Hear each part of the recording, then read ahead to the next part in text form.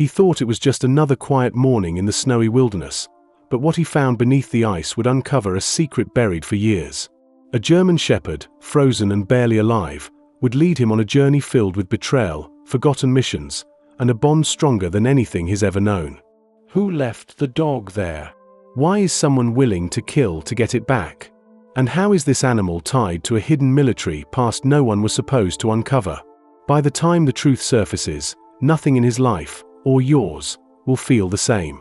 Ethan lived alone at the edge of a remote forest in Alaska, a man who had traded city life for quiet isolation after losing his brother in the army.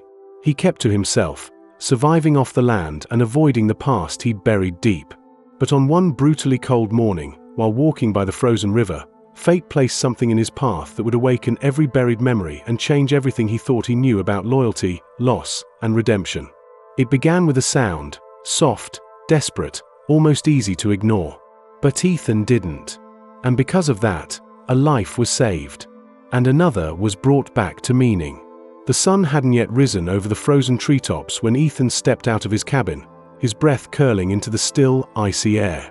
The snow had fallen heavier than usual overnight, covering every inch of the forest in a thick white silence. It was the kind of morning where time felt frozen, and the world stood perfectly still. As he trudged through the deep snow toward the river to gather firewood, he paused near the edge of the frozen water, struck by an odd feeling he couldn't explain, like something was wrong.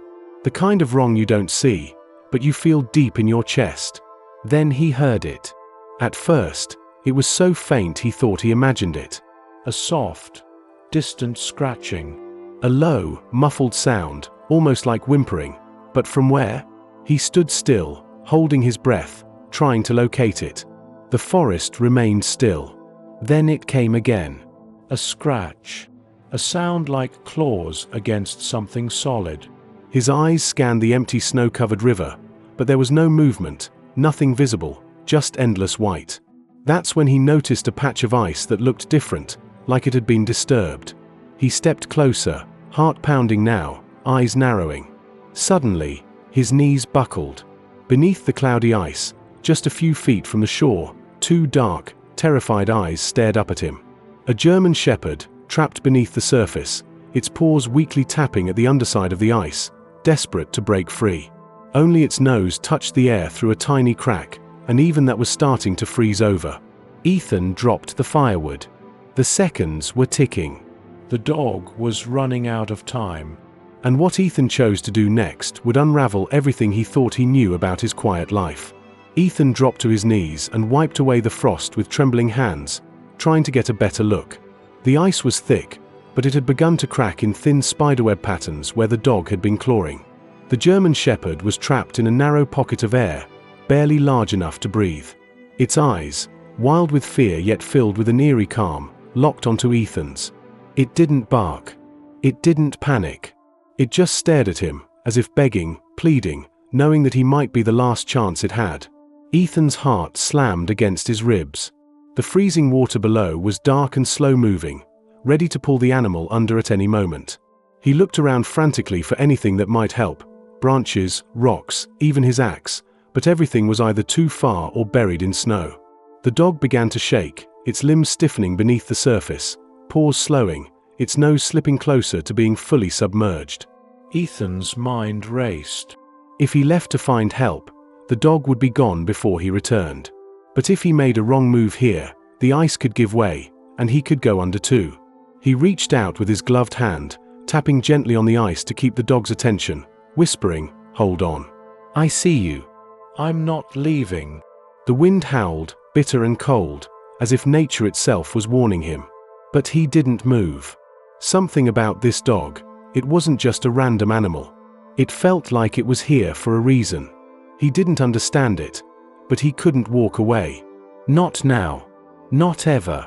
And as the shepherd's eyes began to close, Ethan knew he had seconds, just seconds, to make a decision that would pull both of them into a story neither of them could have seen coming.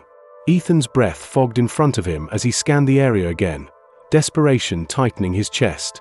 There was no time left. The shepherd's nose was barely above the waterline now, and its eyes had started to flutter closed. The cold was winning. He yanked off his gloves, ignoring the sting of frostbite beginning to nip at his fingertips, and grabbed a large stone from the riverbank. The surface was slick and uneven, but he didn't care. He ran back and hurled the stone down with all his strength. The ice cracked but didn't give way. He hit again. And again. Each time, the sound echoed across the forest like a gunshot. He could hear the ice groaning beneath his knees, threatening to shatter. One more hit, and suddenly, the stone punched through. A jagged hole opened, water bubbling up through it, black and merciless. Without thinking, Ethan dropped to his stomach and reached in, his arm disappearing into the icy current. He could feel nothing, just freezing pain and then, fur. He grabbed hold of the shepherd's collar, slipping on the soaked material. The dog was heavy, limp, its muscles barely responding. Panic surged through him. "No, no, no, come on," he muttered, teeth chattering. With a final pull, he yanked the dog through the opening, water cascading out with it. The shepherd collapsed on the ice beside him, unmoving. Its chest didn't rise. Its tongue hung lifeless. Ethan's throat tightened. "Don't you die on me," he whispered, falling to his knees and placing trembling hands on the dog's side. The shepherd had no tags, no name. Just this moment, this place, and a man willing to risk everything for a life he didn't even know. What he couldn't have known, what none of us could, was that this rescue wasn't just an act of compassion. It was the beginning of a chain of events that would uncover a truth buried deeper than any snow, and more dangerous than any frozen river. Ethan's hands hovered over the shepherd's chest, trembling. The dog lay still on the ice, soaked and unmoving, its body curled unnaturally. Time felt suspended, but Ethan's heart was racing as if to fill the silence. He leaned in, listening, no breath, no movement, not even a twitch. A lump caught in his throat. He couldn't let this happen. Not after getting the dog out. Not after risking everything. He dropped to his knees beside it and began pressing on its chest, shouting through the cold. "Breathe, buddy. Come on. You're not dying today.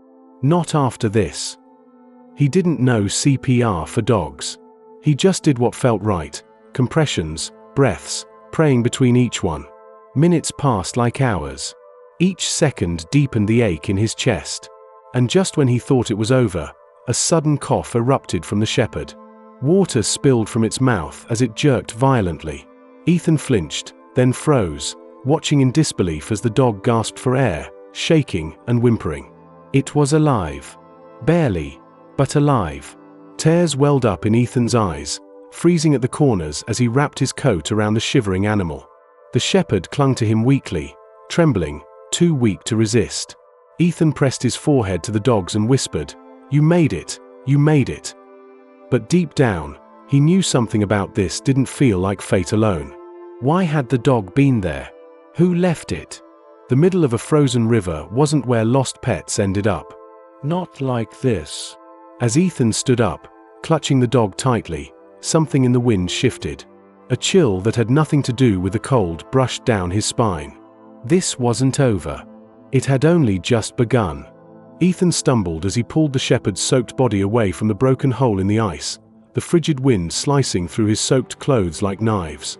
The dog's body felt heavier with every step, limp with exhaustion, its breaths shallow and uneven. Ethan's legs were trembling, not just from cold, but from adrenaline. The ice beneath him creaked loudly, and he didn't need a second warning. One wrong move, and he'd be the one under next. But before he could get far, the sheet beneath him cracked with a sharp, splintering scream. The ice gave way beneath his boots. In an instant, Ethan plunged waist deep into the black water. 1,000 needles of cold stabbed into his legs, and a guttural gasp escaped his throat. Panic clawed at his chest as the current tried to pull him under, dragging at his clothes, sucking the warmth from his body in seconds. His arms flailed wildly as he hoisted the dog up onto more solid ice with the last of his strength, gasping for air. Clawing and kicking, Ethan managed to pull himself out, collapsing beside the shepherd, both of them soaked and shaking violently. He lay there for a moment, trying to remember how to breathe, his vision spinning. The dog coughed again, a wet, rattling sound that pierced the stillness. Ethan looked at him. Eyes half open, still breathing, still holding on. That was all that mattered. But as he glanced behind them, he noticed something chilling, a trail of broken ice leading toward the center of the river, too clean to be accidental. It was as if someone had led the dog there on purpose, then left it. Ethan's stomach twisted. This wasn't an accident. Someone had wanted that dog gone.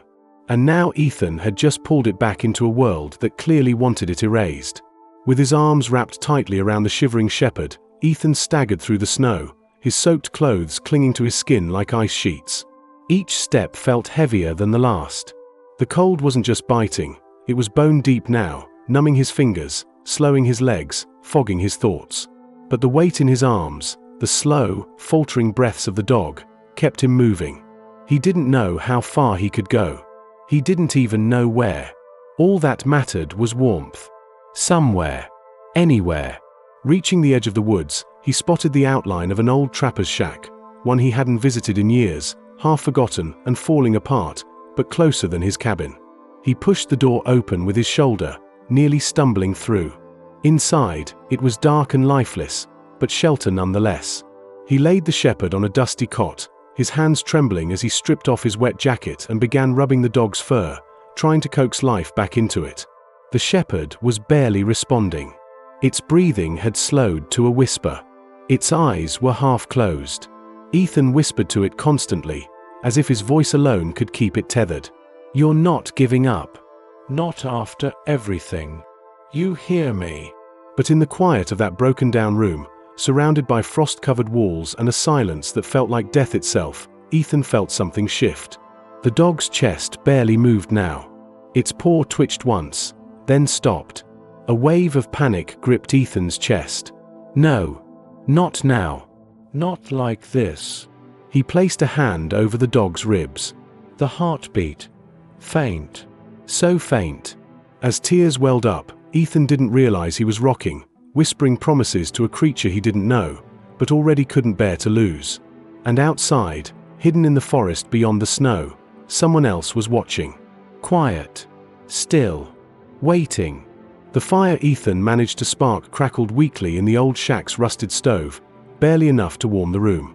He sat with his back against the wall, the shepherd wrapped in every dry cloth he could find, breathing shallow but still hanging on. The dog's body twitched occasionally, a soft whimper escaping now and then as if haunted by something it couldn't forget. Ethan hadn't slept. His clothes were half-dried, his muscles aching, and his thoughts a whirlwind of unanswered questions. Who was this dog? How did it end up beneath the ice? And why did it feel like saving it had opened a door he couldn't close? Just as he was drifting into a light doze, a crunch echoed outside, slow, deliberate footsteps in the snow. Ethan shot up. His hand instinctively reached for the fire poker by the stove. He waited, breath held, listening. Another step. Then a shadow moved past the frosted window. Before he could speak, the door creaked open, revealing a man, older, weathered, bundled in snow gear. His expression was calm but alert, eyes scanning the room before settling on the shepherd. "Didn't expect anyone out here," the man said. "Saw smoke. Thought I'd check." Ethan's grip on the poker didn't ease. "You a hunter?" "Used to be," the stranger replied, stepping inside and shutting the door. "Now I just hike. Didn't think anyone used this shack anymore." He knelt beside the dog, studying it closely.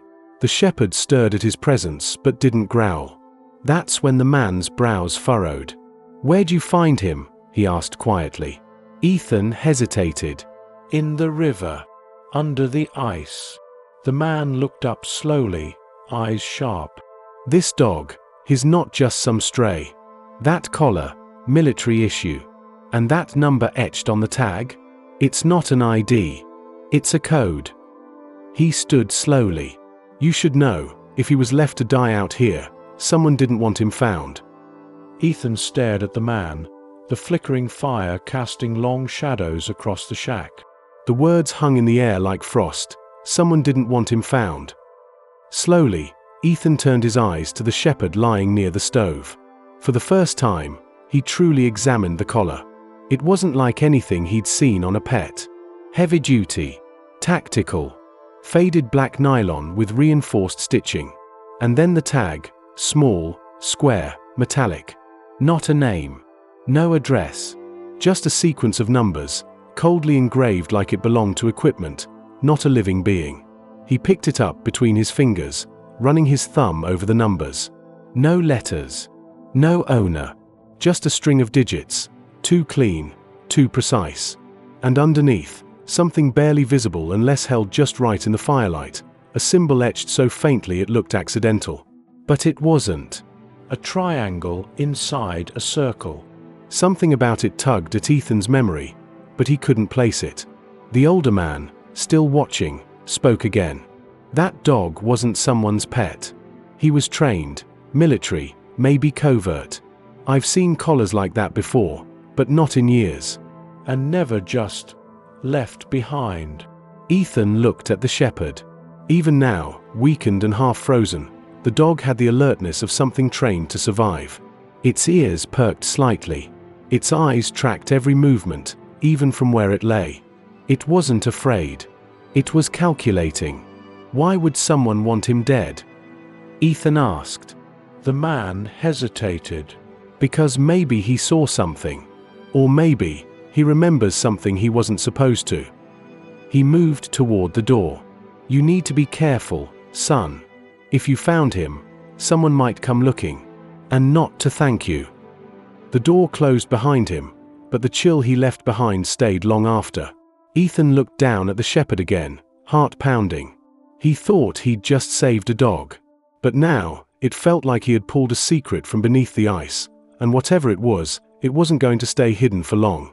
Ethan sat in silence long after the stranger had gone, his thoughts spiraling in directions he wasn't prepared to face. The fire crackled softly, casting flickering shadows over the worn wooden walls. The storm outside had picked up, but inside, all Ethan could hear was the shallow rise and fall of the shepherd's breath. He watched the dog closely, studying the way it twitched occasionally in its sleep, twitches that didn't seem random. They were more like drills. Reflexes. Muscle memory buried deep beneath layers of frost and fatigue. Then it happened. The dog stirred, slowly pushing itself up on unsteady legs. It wobbled, legs shaking, and Ethan instinctively reached out to help, but the shepherd didn't need it. It stood. Barely. Its head turned slowly toward the door, then back to Ethan, eyes clearer now, more focused. Then it took a few deliberate steps across the shack. Not toward food. Not toward the fire. But toward Ethan's backpack sitting against the far wall. It nosed the bag, then pawed at the front pocket until it tipped over. Out tumbled a flashlight, a map, a folded jacket, and the collar. The dog stared at it for a long moment, then turned to Ethan and let out a single, low whine. There was a haunting familiarity in the way it moved.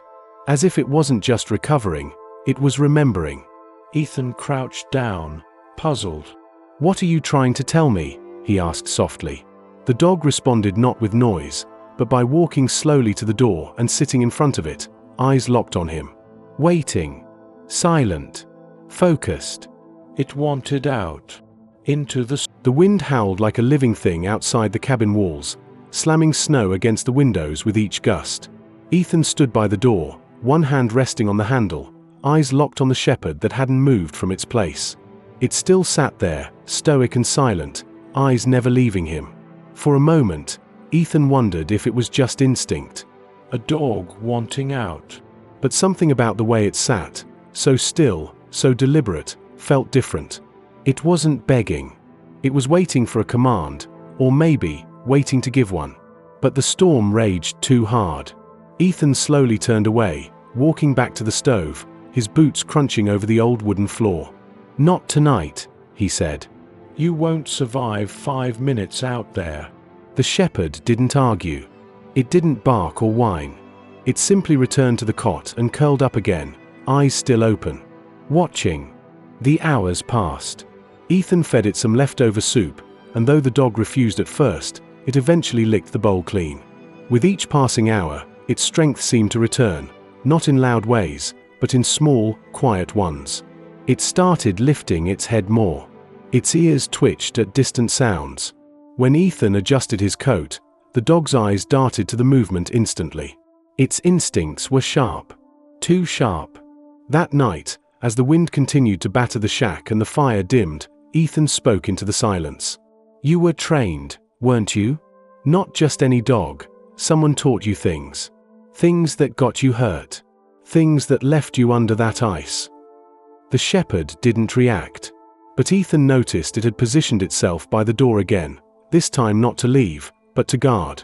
And in the quiet of that stormy night, Ethan realized he wasn't alone anymore. He wasn't just sheltering a dog. He was sheltering a soldier. One with a mission. And the snow outside, it was hiding more than just a trail. It was hiding the truth. By morning, the storm had softened into a quiet snowfall, but the world outside was still buried in white. Ethan stirred a pot of coffee over the fire, the scent filling the shack. The shepherd lay beside the cot, tail curled around its body, but it wasn't sleeping.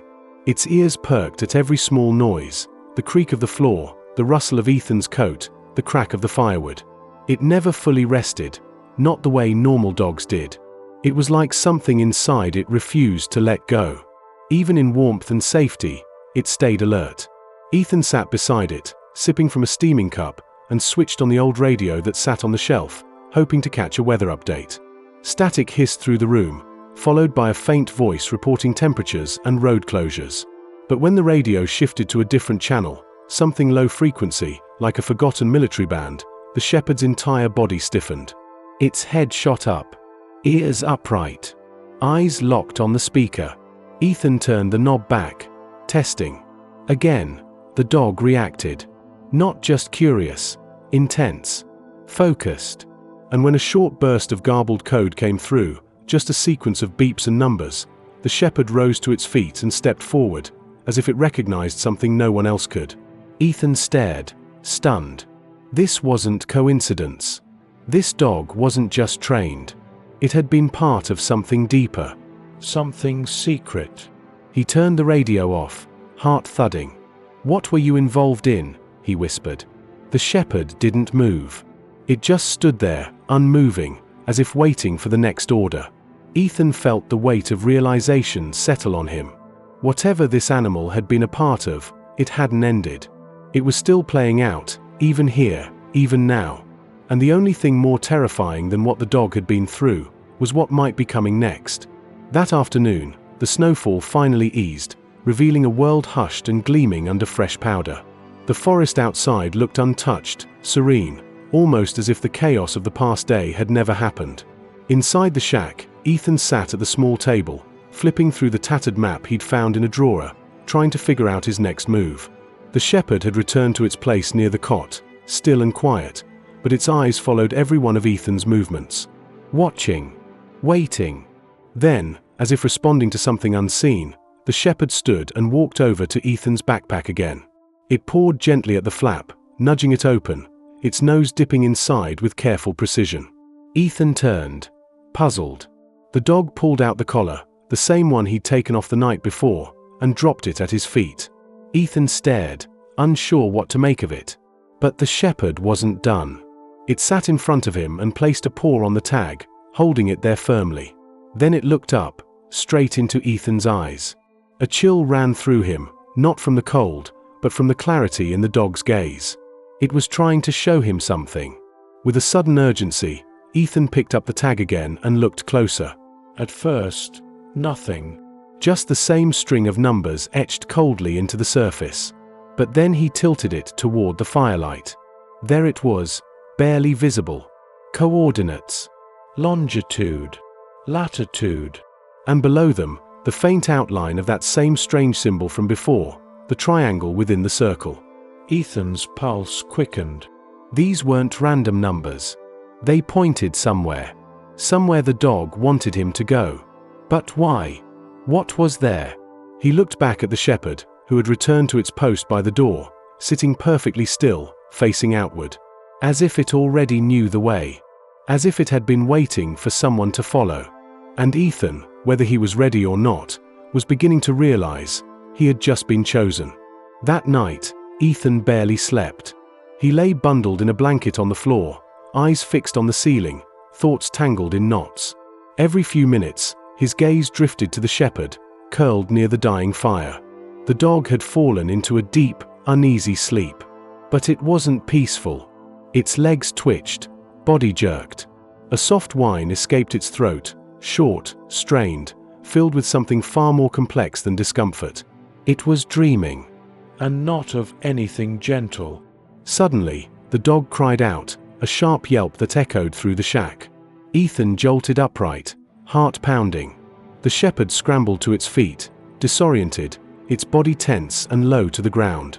Its eyes darted around the room like it didn't recognize it. Like it was somewhere else entirely. Somewhere darker. Ethan approached slowly, hands out. Hey, it's all right. You're safe now, he whispered. The shepherd looked at him, breathing heavy, then slowly backed into the corner of the room, eyes wide, tail tucked. It wasn't just scared, it was traumatized. Ethan dropped to one knee, heart aching. He didn't know this dog's story, not really. But whatever had happened to it, it hadn't left any visible scars, only the kind buried deep inside.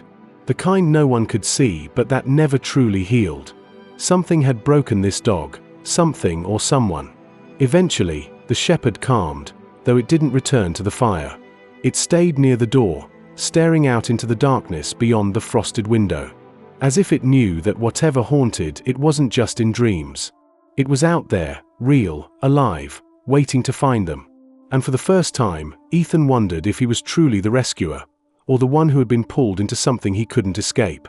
The next morning, sunlight barely crept through the frost-coated windows, casting a pale light across the wooden floor.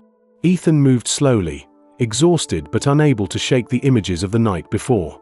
He kept replaying the shepherd's cries, the panic in its eyes, the way it recoiled from him, not like an animal afraid of humans, but like a soldier reliving something violent.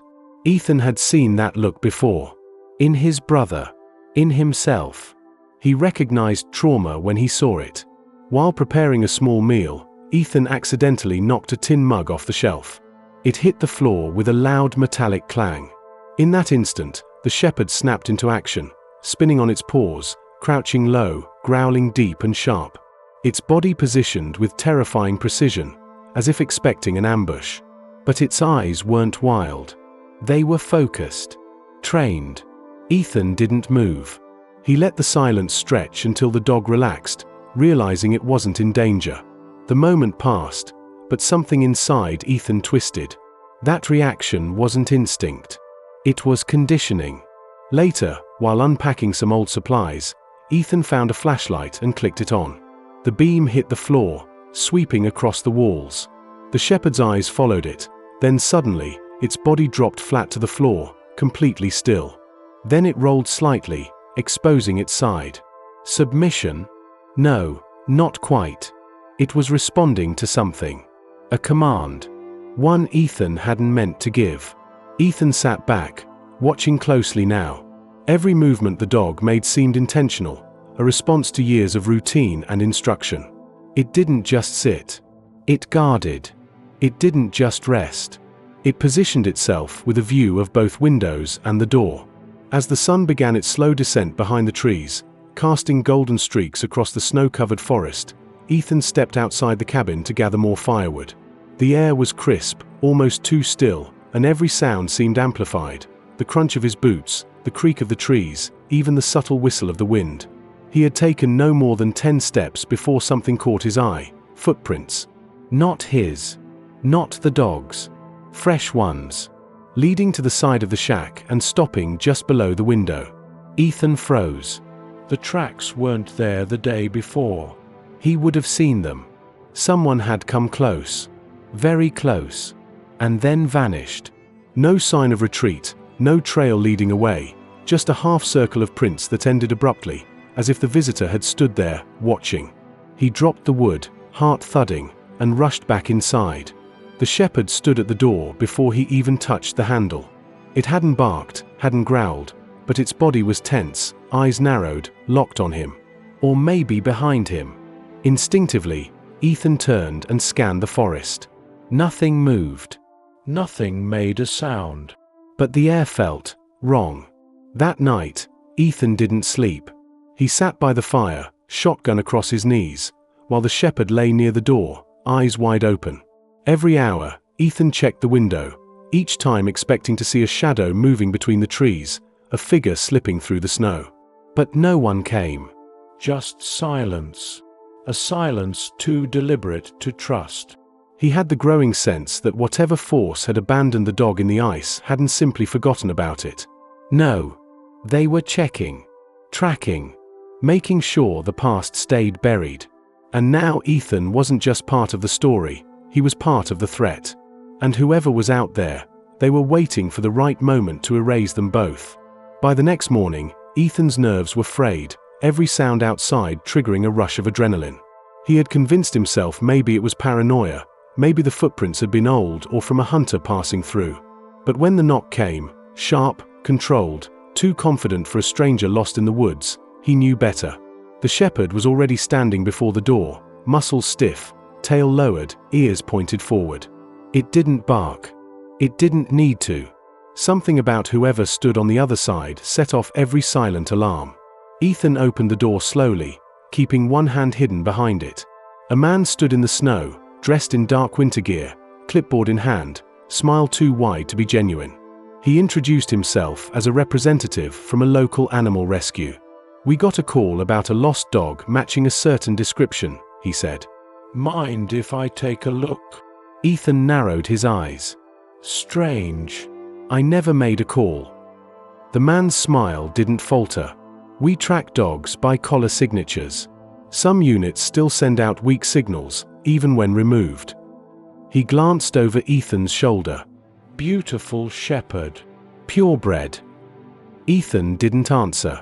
The man's eyes were already scanning the room. Looking, measuring, confirming. "I'll be quick," the visitor added, stepping forward. Before Ethan could react, the shepherd growled, low, sharp, primal. Not a warning. A threat. The man stopped mid-step, meeting the dog's eyes. Something flickered in his expression then. Recognition. Not of the breed, but of this dog. His smile vanished. He stepped back, nodding once, almost respectfully. "Well, if you find any tag or identification," he said, turning away, "let us know." But as he walked off, Ethan spotted something drop from his coat, barely visible in the snow. After the man disappeared into the woods, Ethan rushed out and picked it up. A small black device. A tracker. The dog hadn't been lost. It had been hunted. And now, they knew exactly where to find it. Ethan stared at the small black device in his palm, snowflakes melting against its smooth surface. It was no bigger than a coin, but it pulsed faintly with a red light that chilled him to the bone. A tracker. They hadn't come asking. They'd come confirming. And now they knew where he was, who he was with, and what he had. The friendly visit was a warning, nothing more. A show of control. He felt the walls of the forest closing in around him. Inside the cabin, the shepherd watched him carefully, sensing the shift in the air. Ethan dropped to his knees beside it, reaching for the collar lying on the floor. His hands shook as he flipped it inside out, feeling along the stitching until his fingers brushed against a tiny bump barely visible to the eye. He pried it open with a knife and found the twin to the tracker he held. The bug had been sewn into the collar from the beginning. "Someone didn't lose you," Ethan muttered. "They marked you. Tagged you like cargo." He crushed the device beneath a heavy boot, grinding it into the wooden floor, but it wasn't enough. Paranoia took hold. He searched the rest of the collar, then the shack. Every drawer. Every shadow. But the cabin was clean. Except, maybe it didn't matter anymore. If they had one tracker, they could have planted others. Or worse, they didn't need them now. They had what they wanted, confirmation. And Ethan had no idea how much time he had left. The shepherd stood now, its posture firm, tail steady. It didn't bark. It didn't panic. But its eyes never left Ethan's. It knew too. There was no more time to wait. Ethan looked down at the crumpled tracker, then at the fading fire, and finally at the map with the etched coordinates. They had to move. Not tomorrow. Not later. Now. Before whoever was watching decided to stop playing games. before the snow stopped hiding them, before the men who trained this dog came back to finish what they started. Ethan packed in silence, every movement sharp and precise, as if instinct had taken over. He stuffed only what mattered into his old hiking pack: water, dry food, a flare, the map with the cryptic coordinates, and a heavy-duty flashlight. He hesitated only once, his hand brushing over a framed photo tucked away on a shelf. It was of him and his brother, taken before deployment, before everything changed. He slipped it into his coat pocket without a word. The shepherd stood by the door, ready. No leash, no command, Just readiness. It knew they were leaving. It wanted to, as if it had been waiting for this moment since the day it had been abandoned under the ice. And maybe, deep down, Ethan had been waiting too, for something bigger than the quiet cabin, the empty woods, and the aching silence he had lived in for far too long. They stepped out into a cold that bit harder than before, the air sharper, the snow deeper. The world felt like it was holding its breath. As they left the cabin behind, Ethan took one last look over his shoulder. He knew he wouldn't come back. Not the same. Maybe not at all. The path was rough, barely visible, but the shepherd led without hesitation, weaving through trees with a confidence Ethan couldn't understand. It didn't follow trails, it followed memory. Every step the dog took seemed purposeful, as if retracing something long buried. As night crept in, they made camp beneath a rocky overhang. Ethan couldn't shake the feeling that they were being watched. Not paranoia this time, something deeper. The forest felt too still, the silence too thick. The shepherd didn't sleep. It sat facing the darkness, unmoving, ears twitching at every sound the wind carried through the trees. Ethan stared at the flickering fire and the coordinates etched on the collar tag now tucked inside his coat. Wherever they were going, it wasn't a place. It was a secret. A buried truth. And they were heading straight into it. 2 days into the journey, the terrain grew colder, crueler. Snow no longer crunched, it groaned beneath each step. The path had long since vanished, replaced by thick clusters of trees and icy slopes that twisted like a maze. Ethan moved with determination, but it was the shepherd that led the way, unwavering, unafraid, as though it was being pulled by a memory no one else could see. That afternoon, as grey clouds gathered above the tree line, the dog suddenly stopped. It stood at the edge of a steep ridge, eyes fixed on something below. Ethan followed its gaze and saw it, an old cabin, barely visible beneath the drooping arms of pine trees. The roof sagged under years of snow, its windows dark, its wood blackened by weather and time. But something about it felt preserved, untouched, like it had been waiting. They descended the slope cautiously. The shepherd didn't bark or sniff or pause to investigate. It walked straight to the door and Saturday. Ethan tried the handle. It creaked open with resistance, revealing a single room cloaked in dust and silence. The air was stale but not empty. There was a presence inside, faint, lingering. The kind that lives in places where memories refuse to die. Ethan stepped in slowly. A tattered cot lay in the corner. A metal desk with drawers half open. On the wall, Ethan explored the cabin with careful steps, every creaking board beneath his boots a reminder that time hadn't touched this place in years. Dust coated every surface, yet nothing felt abandoned. It was as if someone had left in a hurry and never returned. A heavy blanket still clung to the cot. A rusted kettle sat beside a cold stove. And on the desk, half buried beneath a stack of yellowed papers, was a weathered leather notebook with a name etched faintly across the cover: C. Walker. Ethan's hands trembled as he flipped it open. The pages were filled with shorthand notes, fragments of locations, strange acronyms, numbers scribbled in margins. It didn't read like a journal, it read like field logs. The kind of notes someone kept during operations. Missions. Some of the pages were water damaged, but one thing stood out clearly, over and over again, the same symbol drawn beside certain entries, the triangle inside the circle. Before he could process more, the shepherd began to bark, just once. Not loud, but sharp. Alert. It had wandered outside the cabin and now stood by a small pine at the edge of the clearing, pawing at the base of the tree. Ethan followed, curiosity mounting. The dog dug with surprising force, flinging snow and dirt into the air. Within moments, its paw struck something hard. Ethan knelt and brushed away the soil, revealing a metal box, sealed shut with a small latch. He opened it carefully. Inside were two objects, a blood-stained armband with a military insignia Ethan didn't recognize, and a USB drive wrapped in plastic. He looked at the shepherd, who now stood silently, watching him. There was no doubt anymore. The dog hadn't just remembered this place. It had remembered what was left behind. Something buried for a reason. And now unburied, for a reason just as urgent. Whoever C. Walker was, he'd left behind more than memories. He left behind evidence. And someone out there would do anything to make sure it stayed hidden forever. Back inside the cabin, Ethan cleared a space on the desk and pulled out his old satellite phone, one of the few tools he still carried from his brother's military days.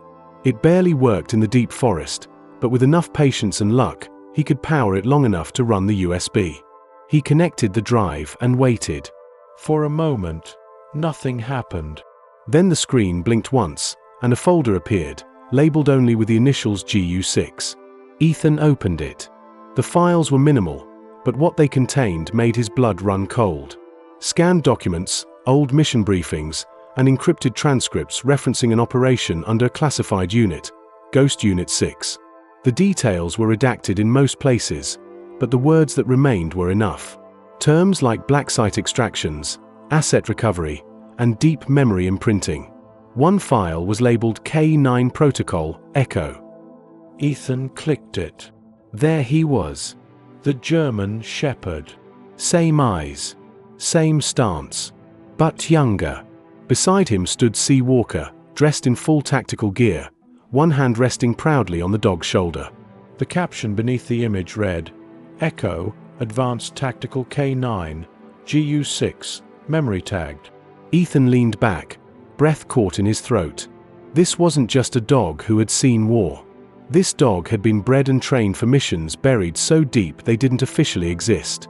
And the phrase memory tagged clung to his thoughts. What did it mean? Could a dog carry information?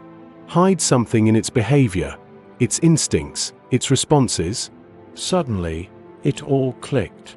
They hadn't just wanted the dog erased because it was a loose end. They feared what it remembered, what it might lead someone to, what Echo might uncover just by surviving. Ethan looked at the dog, no longer just a companion, no longer just a survivor. Echo wasn't a witness. He was the key. And someone had tried to bury him under a frozen river, thinking no one would ever dig far enough to find the truth. But they hadn't counted on Ethan. They hadn't counted on Echo coming home. The silence in the cabin was heavier now, as if the walls themselves were holding their breath. Ethan sat motionless at the desk, the faint glow from the satellite screen casting pale light over the documents and the USB drive. His hands hovered over the keyboard, hesitating before clicking the final file in the folder, one simply labeled, Walker, Last Transmission. The moment the video began, the shepherd stirred. Echo stood and walked toward the screen, ears twitching, eyes locked on the sound of the voice that followed. It was raw, shaky, filled with exhaustion but unmistakable resolve. If anyone finds this, the voice began, then I didn't make it back. The screen flickered to reveal the face of Captain C. Walker, older now, face lined with grief and grit, dirt smudged across his cheek, a dark gash above his eyebrow. He sat in a shadowy bunker, clutching a rifle with one arm, the other resting gently on Echo's younger form beside him. I wasn't supposed to survive that mission. Neither was he. We were designated expendable the moment we saw what we weren't supposed to. He paused, voice trembling. They used Echo for more than just search and rescue. They imprinted him with sensory memory, exposure data, visual tags. He remembers everything. They thought if they took me out, if they buried him far enough, it would all disappear. But he came back. Ethan's eyes stung. Walker leaned closer into the camera, whispering like a man who knew the end was already at his back. If you're watching this, protect him. Don't trust anyone who comes looking. No one. And if he leads you somewhere, follow him. Finish what they wouldn't let me. The screen faded to black. Echo sat unmoving, staring at the empty display, eyes deep with something Ethan couldn't name: grief, recognition, maybe guilt. But what Echo felt didn't need words. It had already been buried in his memory. And now, that memory had been passed on. And Ethan knew, with chilling certainty, they weren't just carrying secrets anymore. They were carrying a man's dying mission.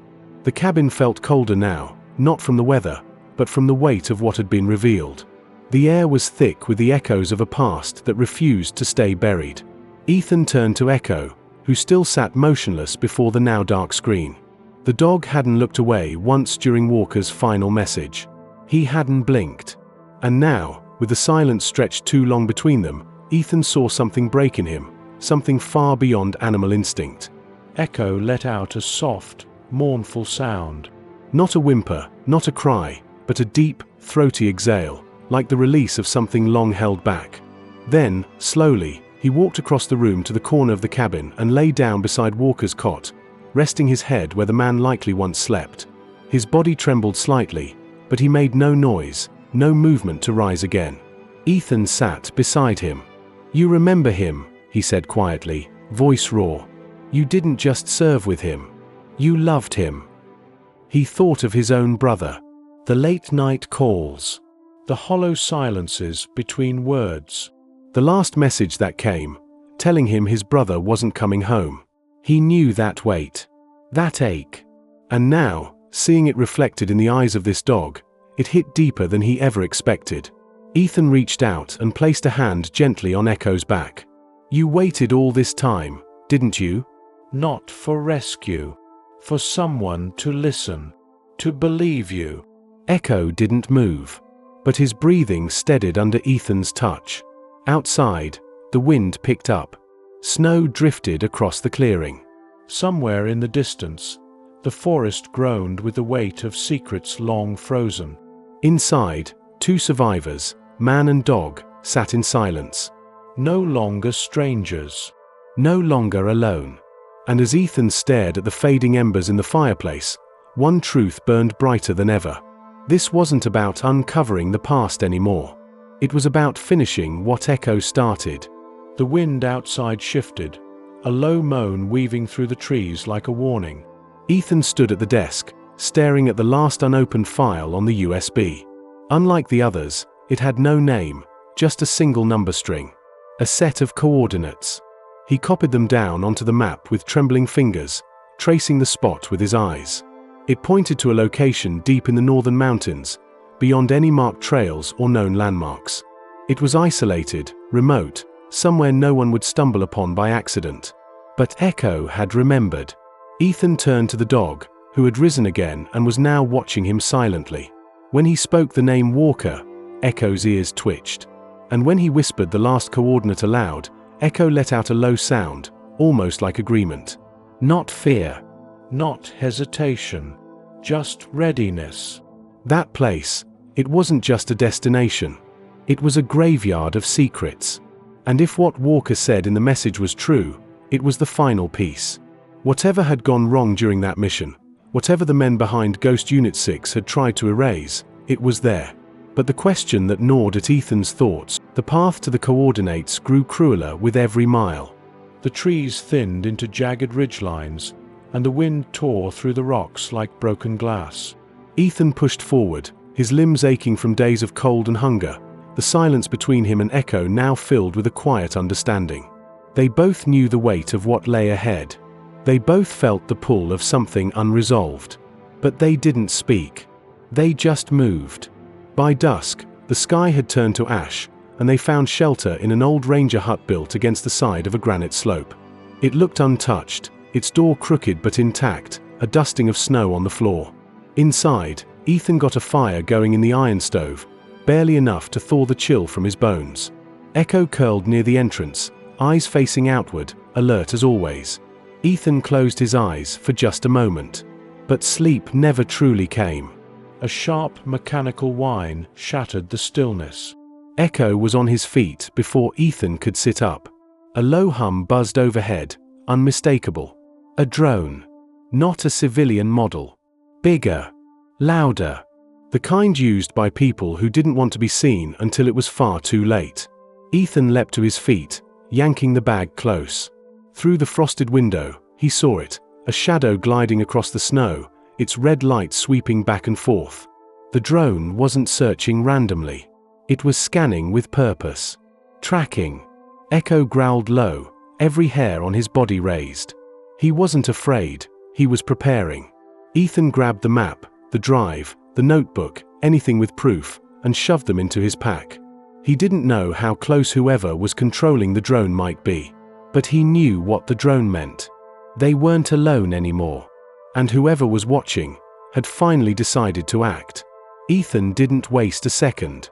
He snatched his gear, stuffed the last of the evidence into his pack, and motioned for Echo. The shepherd didn't hesitate. They slipped out through the back of the hut, disappearing into the night as the drone's red beam passed over the roof just seconds later. The snow crunched beneath their boots and paws, but the wind masked most of the sound. They were ghosts in the dark, just like the unit that had tried to bury their past. The forest offered little cover now.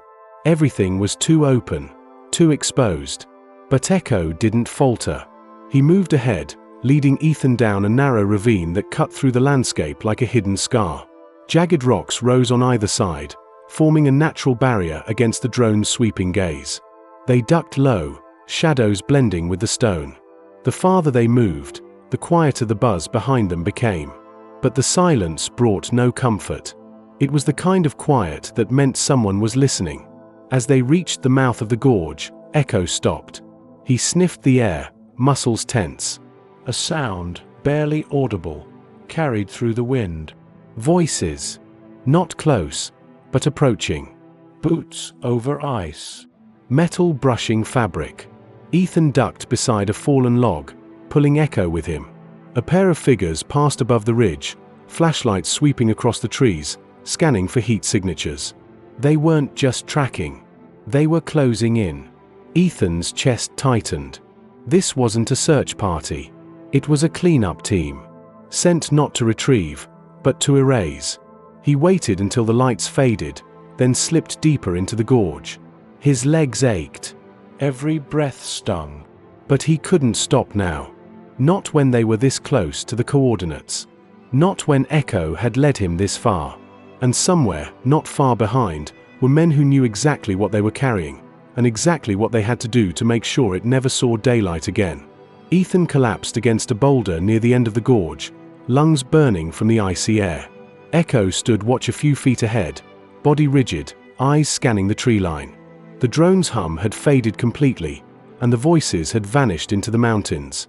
For now, they were safe. But Ethan knew it wouldn't last. They weren't dealing with amateurs.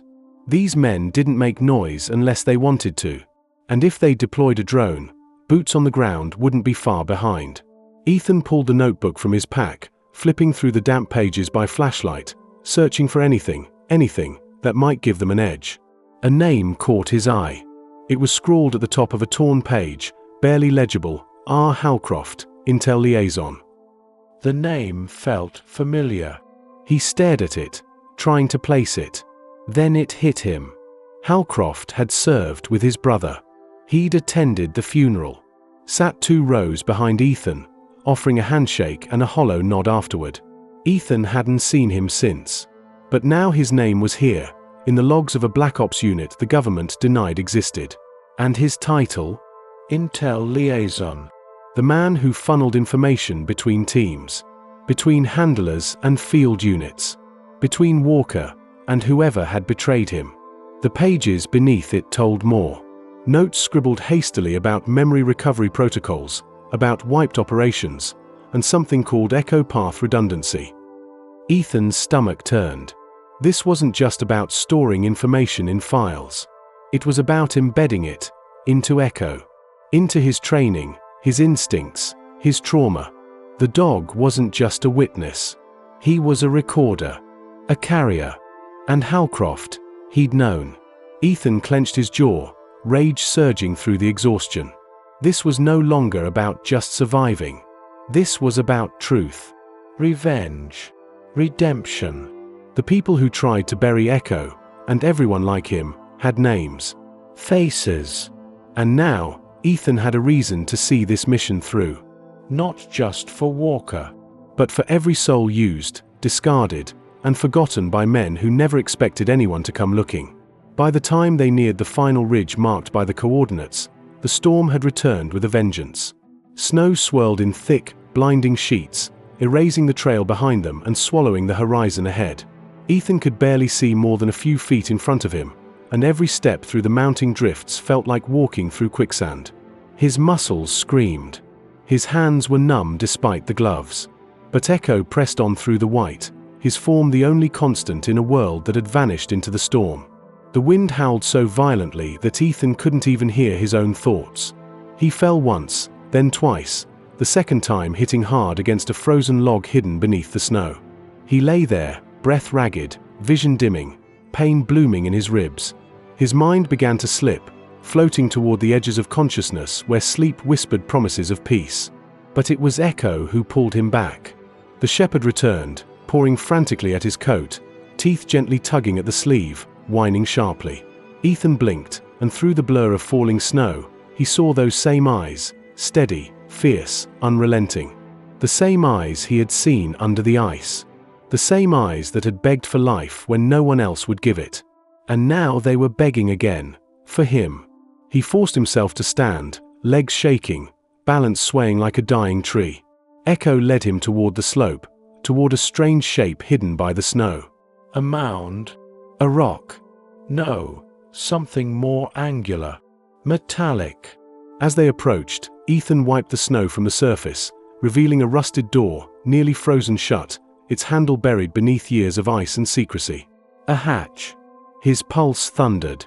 Echo stood beside it, unmoving, tail low but steady. The final coordinate hadn't led to a grave or a ruin. It had led to a door they were never meant to find. Ethan knelt in the snow, scraping away at the frozen handle until his fingers bled through the fabric. The storm howled around him, screaming like the ghosts of the past, but he didn't stop. Not now. Not when he was finally here. With a final grunt, the rusted mechanism gave way, and the hatch creaked open with a groan that echoed down into blackness. A narrow metal stairwell descended beneath the mountain, frost clinging to the walls like the bones of something ancient. The air was sharp, stale, and heavy with the kind of silence that spoke of abandonment, of a place sealed not to protect, but to forget. Ethan turned on his flashlight, and Echo moved first, descending step by step with the confidence of a soldier returning to familiar ground. At the base, they found a hallway lined with dust-covered panels and shattered screens. A terminal blinked weakly in the corner, running on emergency power, the only light in the room a dull green glow. Ethan crossed the floor, brushing snow from the keys, and found a drive port still intact. With trembling fingers, he inserted the USB, the one recovered from the buried box at Walker's cabin. The screen flashed, then loaded a single file. To Echo, from Walker. It wasn't just a recording. It was a confession. Walker appeared on the screen again, but this time he looked different. Not exhausted. Not frantic. Calm. Steady. A man who had accepted what was coming. "I left this here for you," he said, eyes glancing off screen as if addressing Echo directly. "Because if you made it this far, it means they failed. It means we didn't." He paused, swallowing. "They wiped our unit from the books. Called us a training accident. But the truth lives in your memory. Every scent, every face, every location they made you memorize and forget. You were the archive, Echo. They made you a vault, never expecting anyone to find the key." Ethan leaned closer, heart pounding. Walker's voice broke, softer now. "I'm sorry I couldn't get you out myself. I tried. I swear I tried. But I ran out of time." The video glitched, then cut to black. And in that moment, Ethan understood, Echo hadn't been saved. He'd survived to finish what his handler never could. The silence inside the bunker shattered all at once. It started as a hum, barely noticeable beneath the wind, but it grew fast. Tires grinding against frozen gravel. The low churn of diesel engines echoing between the cliffs. Then came the voices, sharp, clipped, speaking in code. Shadows passed over the frosted hatch window, and Ethan knew, They had found them. He backed away from the terminal, heart thundering, eyes locked on the satellite uplink blinking green. The files were still transmitting, the final recordings, the encrypted memos, every piece of evidence Cole had buried away in this tomb of steel. Ethan didn't know if the signal was strong enough to reach the outside world. He didn't have time to check. Echo stood at the door, unmoving, ears alert. His growl was low, deep, and constant, like thunder rumbling just beneath the surface. He knew those footsteps. He'd heard them before. Once, they had come with orders. Now, they came for blood. A voice boomed from outside. "We know you're in there. Send out the dog. No one else has to get hurt." Ethan's stomach turned. That same cold, commanding voice. He didn't need to see the speaker to know what kind of man he was. The kind who had buried Echo under ice and walked away without looking back. The kind who erased names from records and called it cleanup. He grabbed the sidearm left behind in the bunker's weapons crate, an old model, still loaded. He wasn't a soldier. But today, he'd stand like one. The door rattled. A second voice barked something urgent. They were preparing to breach. Echo didn't flinch. Ethan knelt beside him, whispered, "They're not taking you. Not this time." Outside, a countdown began. Metal scraped. Boots thundered closer. And as the final number echoed into the wind, Ethan pressed send on the uplink. The truth had just gone live. And now, the real fight was beginning. Smoke drifted from the fractured bunker hatch as the blast echoed through the valley, shaking snow from the cliffs above. The door was bent inward, hanging from its hinges. Ethan staggered back, ears ringing, shielding Echo with his body. Voices roared in the distance, orders, commands, boots pounding against the frozen ground. They were coming fast, closer with every breath. Ethan steadied himself behind an overturned table, pistol in hand, heart racing. He wasn't ready for war, but he wasn't about to hand over the only living proof of everything Cole had died to protect. Echo crouched beside him, growling low and steady. The fire in his eyes wasn't fear, it was memory. This was familiar ground. He'd been here before. Not this exact bunker, but this feeling, this moment. Betrayal outside, loyalty inside. A voice boomed from the clearing, muffled through the ice-thick air. "This is your last chance. Send out the asset. You're outnumbered, outgunned.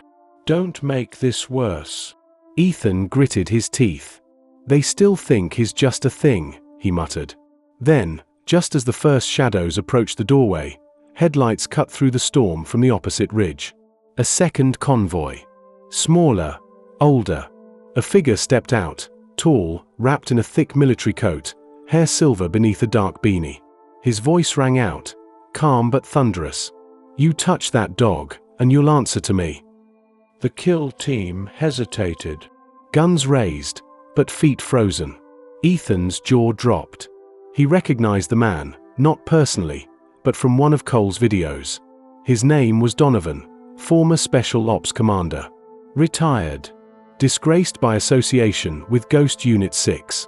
Everyone thought he'd vanished. Now, he was here. Behind him, half a dozen veterans emerged, men in old uniforms, patched gear, all holding rifles with the ease of experience. Not a rescue squad. Not official. But brothers in arms of the ones who had died for the truth. And Ethan realized, they weren't outnumbered anymore. They had allies. And dawn was just breaking. For a moment, the forest froze, caught between two sides of history colliding at the mouth of an old bunker. The kill team, outfitted with the latest tech and backed by shadowed orders, stood tense and waiting. Across from them, Donovan and the veterans held their ground with nothing but grit, old loyalty, and the kind of anger that comes from being erased. Inside, Ethan moved fast. The satellite uplink had finished transmitting, but he wasn't sure where the data had gone. He only hoped it reached the places Cole had intended. Independent journalists, encrypted whistleblower lines, maybe even a few military officials with conscience left. As insurance, he uploaded the same files to a portable hard drive and tucked it deep into his coat. They wouldn't silence this. Not anymore. Outside, Donovan stepped forward. "I served with Cole," he called out. "I trained with him. I bled with him. And I buried men because of your lies." The lead soldier on the kill team didn't flinch. "This isn't your business anymore." Donovan raised his voice. "It is my business when a dog is left to die because he remembers too much. When a handler is betrayed by the very country he swore to protect. When proof of everything you've buried gets broadcast around the globe." A chirp echoed through the kill team's comms. The commander pressed his earpiece, and his face twisted. All across the world, the truth was going live. News anchors cut into broadcasts with breaking reports.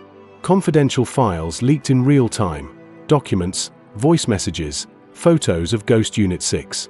Public outrage exploded. The whispers were no longer whispers.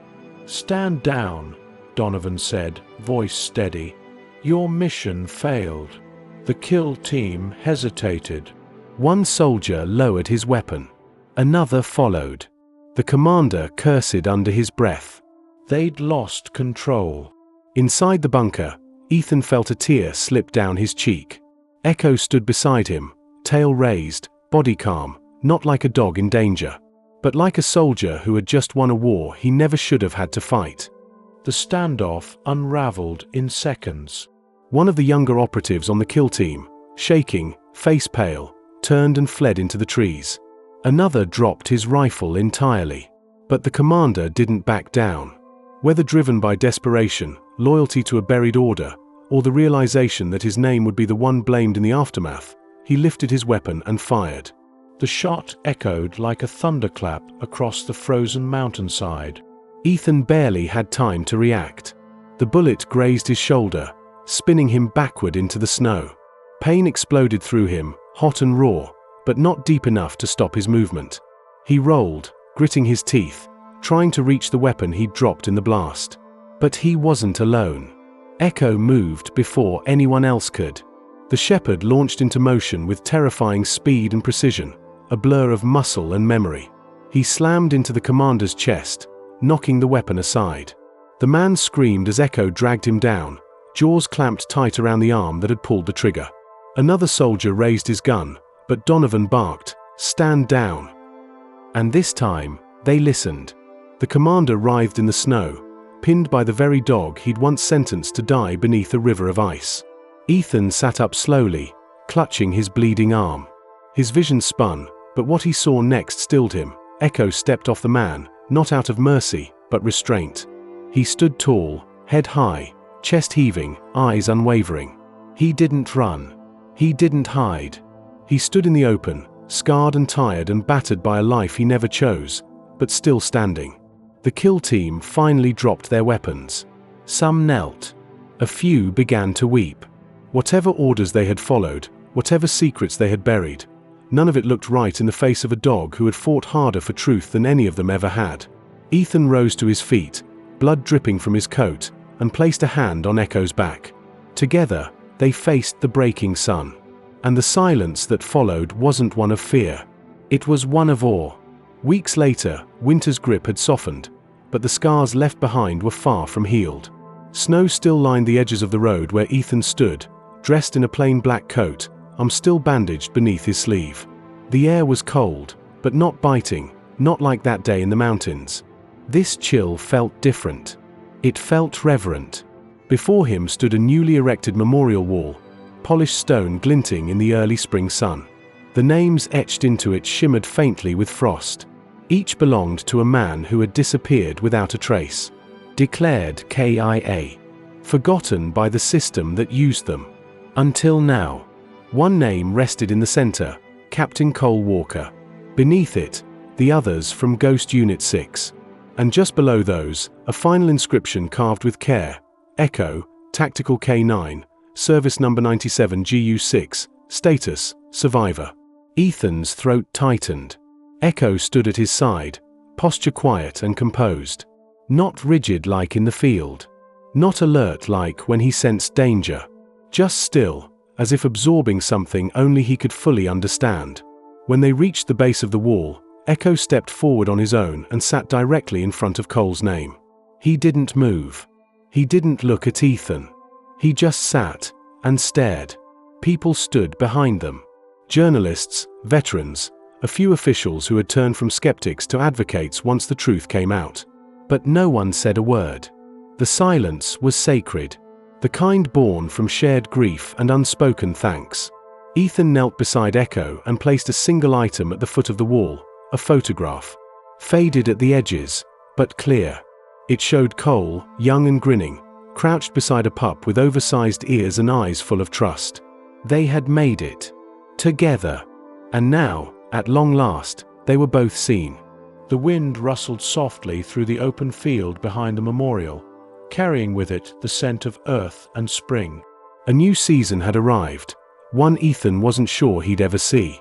He stood near a modest farmhouse at the edge of a vast wooded reserve, a place now serving a purpose greater than hiding. It was quiet here, peaceful, but not empty. Children laughed in the distance as they walked with therapy dogs through grassy trails. A woman waved from the porch, and Ethan nodded back, a smile tugging at the corner of his mouth. This wasn't just a shelter. It was a sanctuary, for dogs like Echo. For soldiers like him. For anyone who needed to feel useful again. After the story broke, the offers came flooding in, interviews, security gigs, book deals. But Ethan turned them all down. He wasn't interested in fame. He didn't want a spotlight. He wanted purpose. Real purpose. And he found it in helping dogs who had been discarded like Echo had been. Dogs trained to serve, then abandoned. Forgotten. Haunted. He walked through the field now, watching as Echo guided a young boy through a trust exercise. The boy was missing part of his leg, but he didn't limp beside Echo. He smiled. Echo moved with gentleness that didn't match his past. As if some part of him knew exactly how it felt to lose something, and to find strength in what was left. Ethan leaned on the fence, watching them with quiet pride. He thought of Cole often. Of the mission, the chaos, the loss, but also the miracle. Echo had survived. Not just the ice, or the betrayal, or the firefight. He had survived everything. And now, he was healing others in a way no one else could. Ethan had never called himself a hero. But every time he saw Echo at work, his quiet strength, his patience, his loyalty, he realized the world had been changed not by weapons or war, but by a single dog who refused to forget. And by a second chance that neither of them took for granted. The sun dipped low behind the trees, casting golden streaks across the snow-speckled trail where Ethan and Echo walked side by side. The forest was quiet, not the haunting kind of silence they once knew, but a peaceful hush that settled deep in the bones. Every step felt lighter than it had in months, maybe years. Not because the journey hadn't left scars, but because the weight of the unknown had finally lifted. Echo trotted calmly ahead, no longer hypervigilant, no longer haunted by sounds only he remembered. He occasionally paused to sniff the air, not from fear, but from curiosity. A bird fluttered past, and his ears twitched. A squirrel darted up a tree, and he watched without chasing. He wasn't hunting anymore. He was just being.